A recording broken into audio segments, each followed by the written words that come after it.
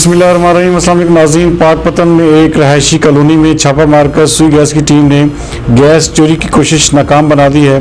हमारे नुमाइंदा खसूसी राना ताहिर जवेद के मुताबिक डिस्ट्रिक्ट पाकपतन के मोहल्ला बस्ती बग्गेशाह के रहायशी अफशां रशीद के घर पर सुई गैस की टीम ने छापा मारा है, जहां पर गैस चोरी की कोशिश को नाकाम बना दिया गया और FIR भी दर्ज करवा दी गई है। ये मुलजमान पहले भी बिजली चोरी में मुलव्वस हैं। नाज़रीन, आपको एक बार फिर बताते चलें कि डिस्ट्रिक्ट पाकपतन का इलाका है मोहल्ला बस्ती बग्गेशाह, जिसके रहायशी अफशां रशीद के घर पर सुई गैस की टीम ने छापा मारा है, जहां पर गैस चोरी की कोशिश को नाकाम बना दिया गया और FIR का इंदराज भी करवा दिया गया है।